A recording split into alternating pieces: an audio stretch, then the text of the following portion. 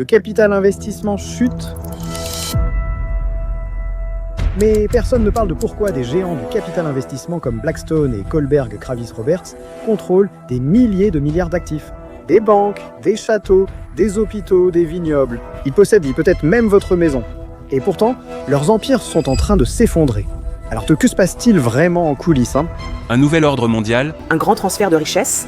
Je pense au nouvel ordre mondial. Et comment pouvez-vous profiter de l'effondrement ?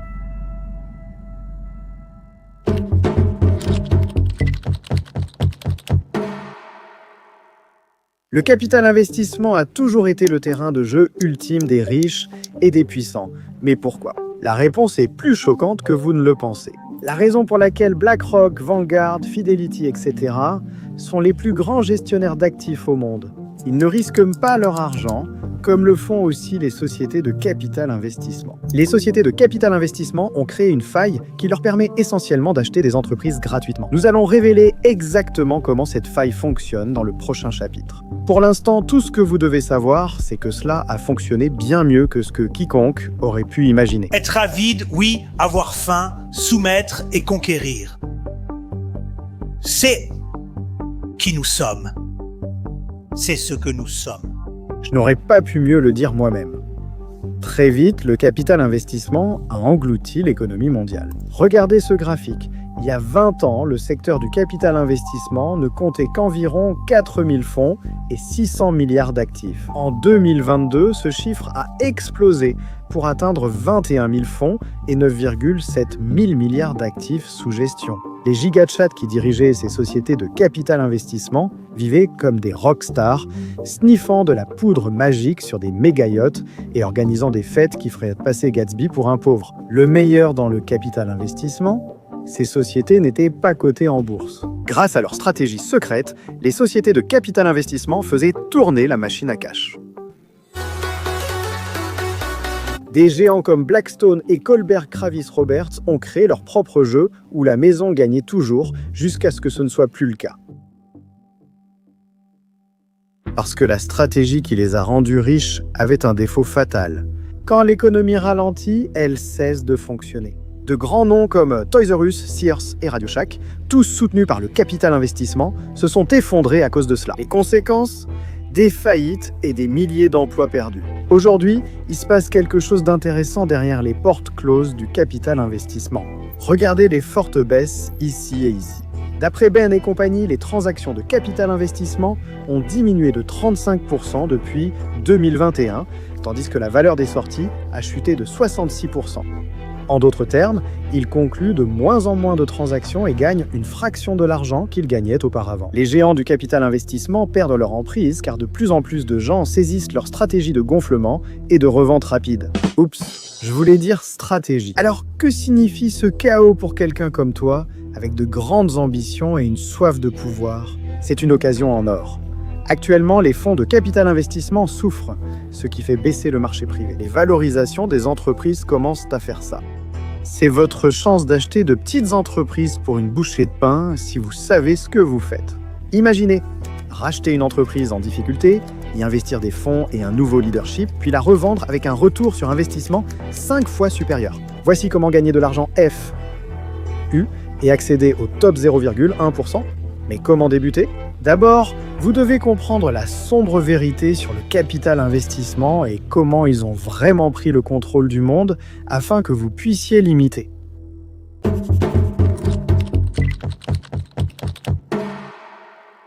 Au début du XXe siècle, la finance était dominée par les fusions et acquisitions menées par John Pierpont Morgan. Mais le jeu a changé dans les années 80 avec une faille appelée le rachat par effet de levier, ou leverage buyout. La stratégie leverage buyout permet à des sociétés comme Kohlberg Kravis Roberts de racheter une entreprise avec jusqu'à 90% de dette. Un homme inattendu a lancé cette stratégie risquée mais très lucrative. Maintenant, je sais ce que vous pensez. Et vous avez raison. Il ressemble vraiment à Monsieur Burns des Simpsons, mais il s'agit de Michael Milken, aussi connu sous le nom de roi des obligations pourries. Il a percé le secret pour lever des milliards de dollars pour des entreprises mal notées et a gagné plus d'1 milliard en 4 ans. Comment Milken a-t-il convaincu des investisseurs sophistiqués d'acheter ces obligations risquées? Il a compris qu'en offrant des taux d'intérêt incroyablement élevés, les investisseurs voudraient acheter des obligations pourries malgré le risque. Grâce à l'idée de Milken, les sociétés de capital investissement ont utilisé des obligations pourries pour financer de grandes opérations. Et ce qu'ils font ensuite est plutôt fou. Ils dépouillent l'entreprise, vendant ses actifs pour rembourser la dette et empochent une grosse part des bénéfices. On recommence encore et encore. Je suis à bloc jusqu'aux dents. Bien. Tu le sens? Non. Mais cette stratégie comporte un énorme pari. Si l'entreprise performe mal, la dette deviendra incontrôlable et elle fera faillite avant que vous ne vous en rendiez compte. C'est ce qui est arrivé à cette marque adorée. Passons au début des années 90, à une époque où le shopping en ligne n'avait pas encore pris le dessus. Toys R Us était un géant de la distribution, incontournable pour les familles et enfants. Mais sous tout ce succès, il y avait de sérieux problèmes. Toys R Us a accumulé trop de dettes pour garder des milliers de magasins ouverts. Les choses semblaient s'améliorer en 2006, lorsque Kohlberg Kravis Roberts Bain Capital et Vornado Real Estate Trust ont racheté l'entreprise pour 6,6 milliards. Ils ont promis de transformer Toys R Us en une machine à profit efficace et redoutable, mais la réalité était bien plus sombre. L'accord a chargé Toys R Us de 5,3 milliards de dettes, un trou si profond qu'il fait passer la fosse des Mariannes pour une pataugeoire. Mais pourquoi ces sociétés de capital investissement condamneraient-elles une entreprise qu'elles ont achetée? En réalité, ils n'ont pas risqué leur argent, mais ont emprunté ces milliards pour gérer la dette. Les sociétés de capital investissement ont fortement réduit les coûts. Et il ne s'agit pas seulement de supprimer les vols en première classe et les hôtels de luxe pour les cadres. Ils ont licencié des milliers d'employés de Toys R Us et fermé des centaines de magasins. Leur objectif n'était pas d'économiser de l'argent, mais de soutirer jusqu'au dernier dollar de l'entreprise. Sans surprise, cela a eu de lourdes conséquences. Les magasins Toys R Us sont passés de ceci à cela. En 2017, Toys R Us dépensait 400 millions de dollars par an, rien que pour rembourser la dette, et la faillite a rapidement suivi. Pendant ce temps, les sociétés de capital investissement ont empoché d'importants frais et dividendes en dirigeant l'entreprise. Certes, leurs méthodes sont moralement discutables, mais on ne peut pas nier que ces types sont de véritables maîtres Jedi dans leur domaine. Maintenant, je parie que tu te demandes, jeune Padawan, pourquoi les sociétés de capital investissement prennent des participations majoritaires dans ces entreprises. Et non, ce n'est pas parce qu'ils ont des mains de diamant et qu'ils croient s'aimer que ça va exploser. Eh bien, tout d'abord, détenir la majorité des actions leur donne le contrôle et le pouvoir. Mais aussi, si l'entreprise fait faillite, ils peuvent réclamer les actifs en premier, tandis que tous les autres se retrouvent le bec dans l'eau. Cette stratégie de rachat avec effet de levier est l'exemple ultime du « pile je gagne, face tu perds ». Tu sais désormais comment les sociétés de capital investissement ont fait fortune, mais cette stratégie reste-t-elle viable à l'avenir ? Eh bien, Kohlberg Kravis Roberts mise son argent sur une stratégie différente. Une qui n'implique pas d'emprunter des milliards, ni de détruire les espoirs et les rêves des enfants partout dans le monde.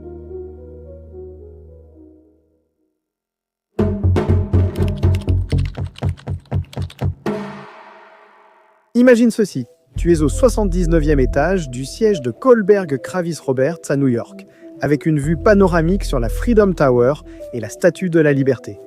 C'est l'endroit parfait pour planifier la domination du monde. Joe Bay et Scott Nuttall sont deux gars issus de la classe moyenne qui ont pris la tête de Kohlberg Kravis Roberts en 2021.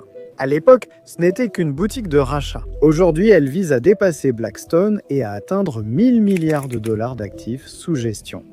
Mais pour y parvenir, ils regardent au-delà du capital investissement et suivent les traces d'un investisseur légendaire originaire de la petite ville d'Omaha, Warren Buffett. L'oracle d'Omaha est peut-être le plus grand investisseur de tous les temps, avec des gains annuels de 13% pendant 27 ans. C'est pourquoi Kohlberg Kravis Roberts veut devenir le prochain Berkshire Hathaway. Et la stratégie derrière tout ça est assez simple.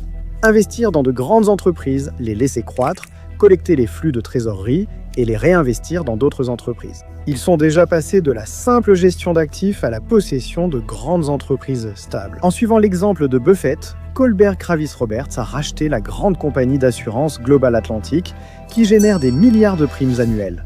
Cet achat à lui seul rapporte un cinquième des bénéfices totaux de Kohlberg Kravis Roberts qu'il continue de réinvestir. Pourquoi cela devrait-il vous importer? Toute votre vie, d'autres ont bâti des empires pendant que vous restiez à l'écart. Aujourd'hui, nul besoin de diplômes prestigieux ni de parents riches, car une nouvelle façon de jouer existe.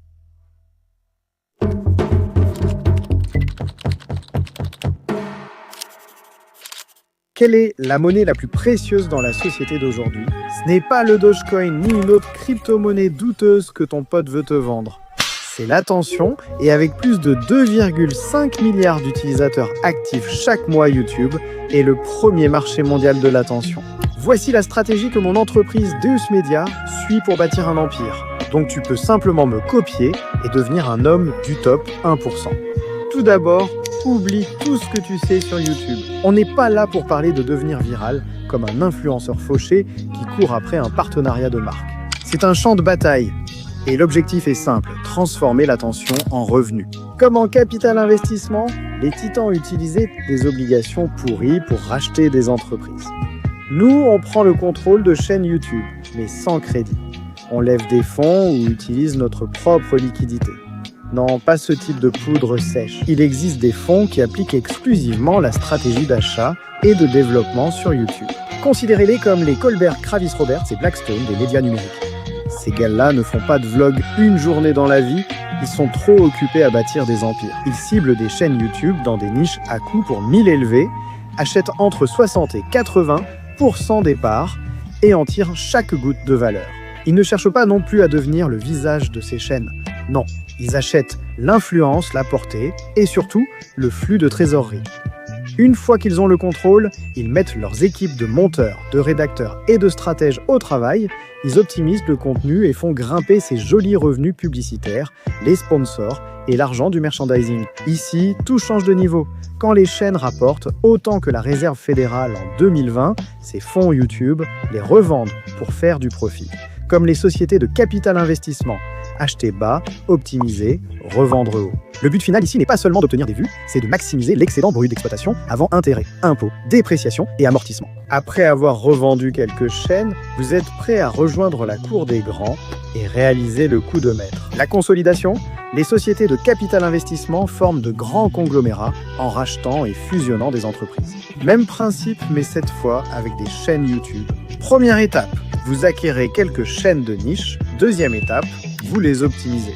Troisième étape, faites en sorte que ces petites chaînes se promeuvent mutuellement pour élargir leur audience.